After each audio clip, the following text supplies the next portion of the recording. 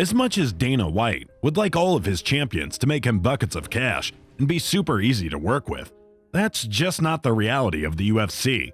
So today, we thought it would be fun to look at 10 past title holders the promotion's president absolutely could not stand and didn't want as champion.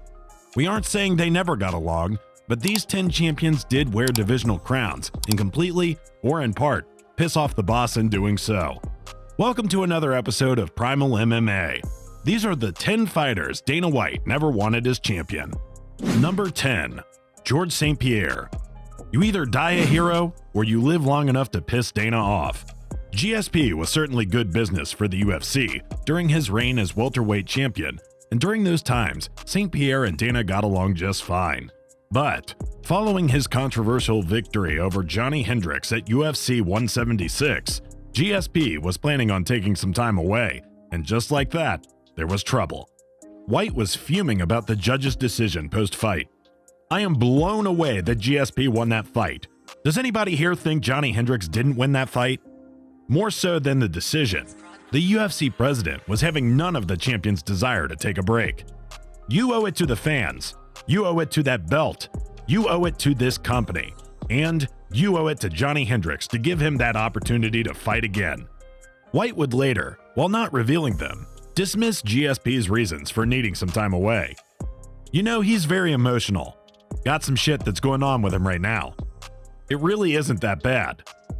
A month later, GSP vacated his title and left this giant disaster behind him for a few years. He would return in 2017, moving up to middleweight, and take the title from Michael Bisping at UFC 217.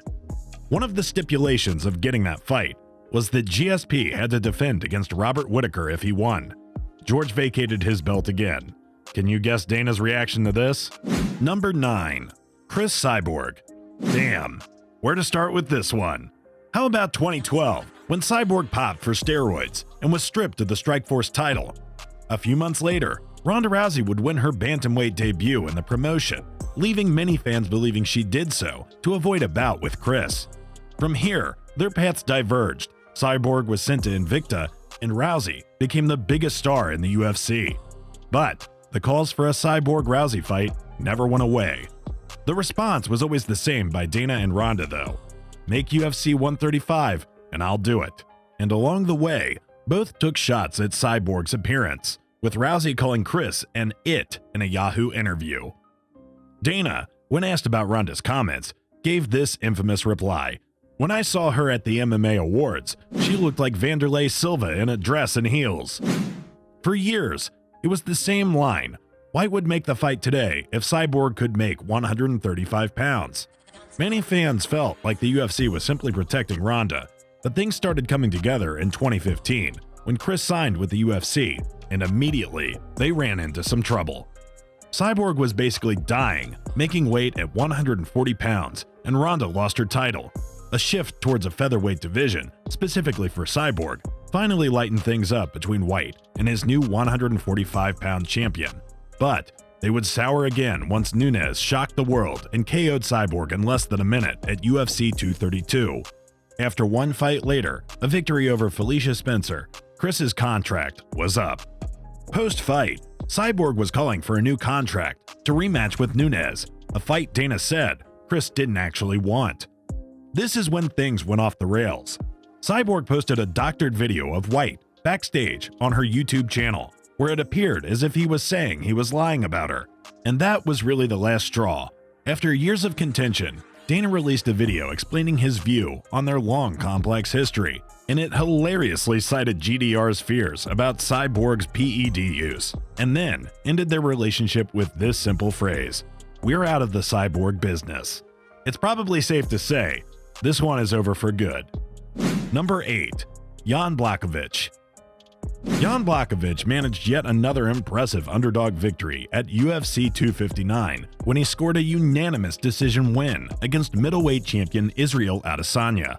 Blackovich ran away with the fight on the scorecards with scores of 49-45, 49-45, and 49-46, passed in from Derek Cleary, Junichiro Kamiyo, and Sal D'Amato respectively.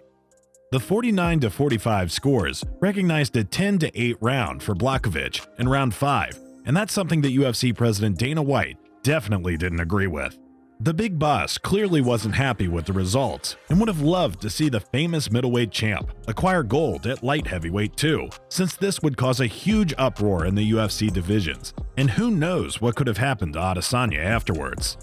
This maybe wasn't a personal feud between Jan and Dana, but Dana is sure to take a better look into the current scoring system and the 10-8 rounds being handed out like hot pies. What do you think? Did Jan actually score better than Israel Adesanya? Or did Izzy deserve the victory and light heavyweight belt? Let us know your thoughts in the comments below. Number 7. Colby Covington. At first, it would have seemed that Colby Covington was exactly the type of champion Dana White would want. He was brash and in your face. He caused all kinds of chaos on the microphone. But a clash with the boss would nearly clip his wings before he ever flew. The trouble started after he captured interim gold against Rafael dos Anjos, and Dana White wanted him to fight rival Tyron Woodley 3 months later at UFC 228. But Covington had planned a surgery to correct a sinus issue and rejected the offer. After the fight failed to materialize several more times, White wanted Colby to fight Kamaru Usman, but Covington wasn't in the contender business anymore and rejected the fight.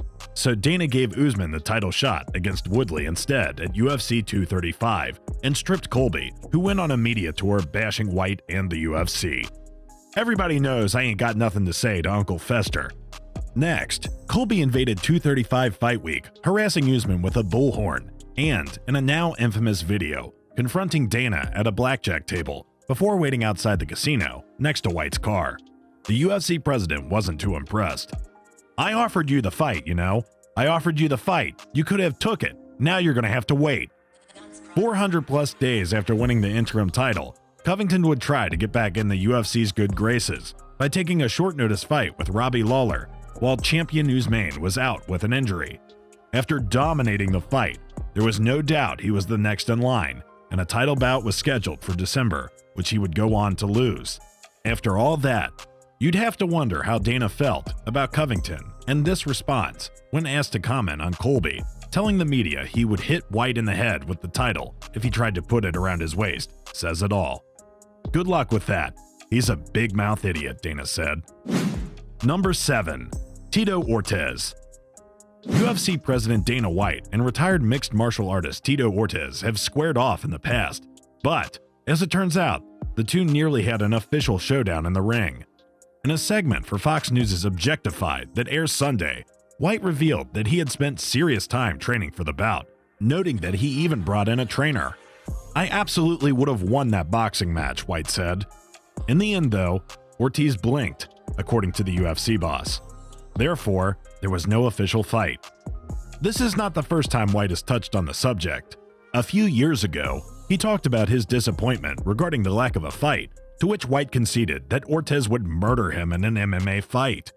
When it comes to a boxing match, though, he'd take his chances. Ortez and White never did get a deal in place to go head-to-head in the ring, but that hasn't kept them from rumbling in the past. So what do you think? Did that fight really never come through? Or was Dana just jealous of Tito's 5 successful title defenses at light heavyweight? Number 5. Tyron Woodley. Tyron Woodley demands apology from Dana White after he rips Woodley's UFC 214 performance. That is what the whole online MMA world was posting after Dana cracked down Woodley's victory at UFC 214 over Demian Maia. UFC welterweight champion Tyron Woodley took exception to criticism leveled against him by the UFC president Dana White regarding his victory over Demian Maia at UFC 214.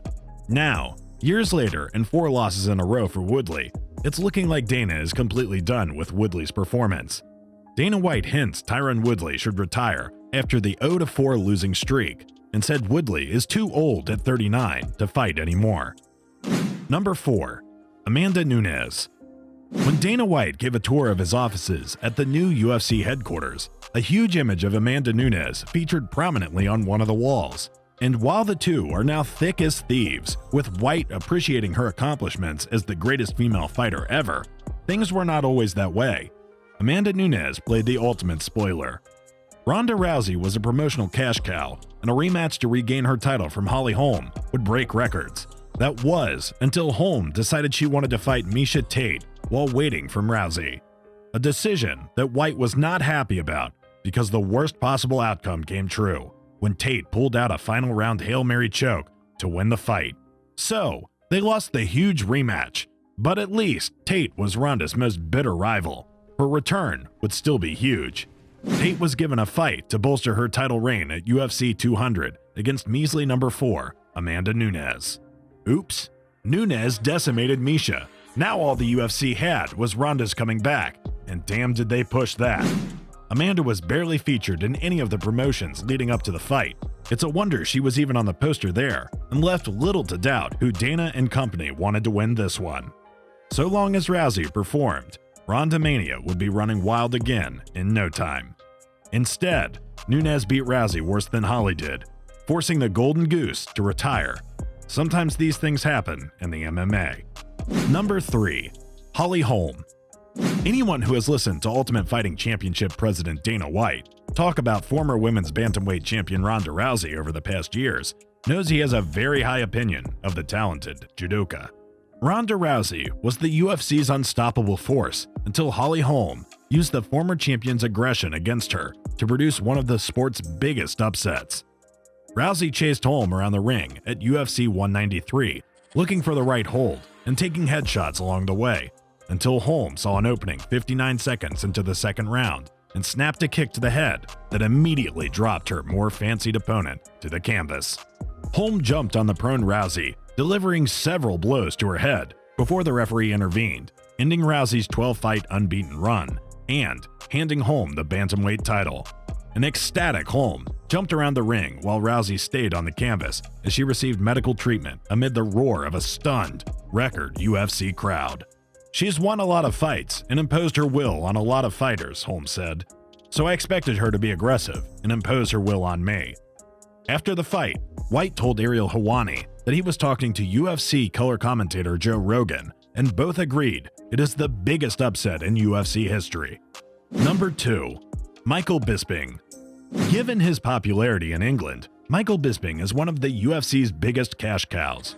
But even that didn't save him from the verbal ass-whooping he took from Dana White following his ridiculous actions at UFC 127.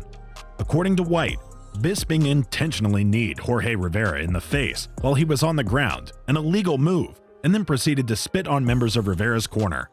Mike Bisping didn't get a bonus, White told MMA Fighting, and believe me, that hurts more than anything else that anybody could have done. I let him know exactly how I felt about it and what I expect of him in the future, and he wasn't given a bonus for that last show. Number 1. Aljamain Sterling. Sterling became the first fighter in UFC history to win a title by disqualification after taking an illegal knee from Jan at UFC 259 in Las Vegas. Sterling was hit with a knee to the head in the 4th round while he was a downed fighter, and as a result, Jan was disqualified. Due to the unusual and unfortunate ending to the fight, White thinks an immediate rematch has to happen. This obviously is not the way Big Boss Dana wants to see a 5-round title defense end, but who knows, the rematch will make Dana even more cash. Dana quoted, "Yeah, as soon as possible," White told reporters, including MMA Junkie, at the post-fight news conference. Aljo went to the hospital. He's cleared. Nothing wrong with him. White admitted that he was baffled at Jan's decision to throw the knee at a clearly downed opponent, especially with the Russian in the ascendancy, at that point in the fight. 2 judges had Jan ahead 29-28 going into the 4th round, which he was also dominating before he connected with the illegal knee. "I think that there's a lot of fatigue, frustration," said White. "It was a good fight, but the thing is, he was turning it on. He was starting to win the fight. He was starting to absolutely positively take control of that fight. He was winning. You could see Aljamain Sterling breaking. Why would you throw that knee? I couldn't tell you." Thanks for watching. Please give us a like and subscribe. We've got 3 new videos or more for you every single week, and let us know what you thought of the video in the comments below.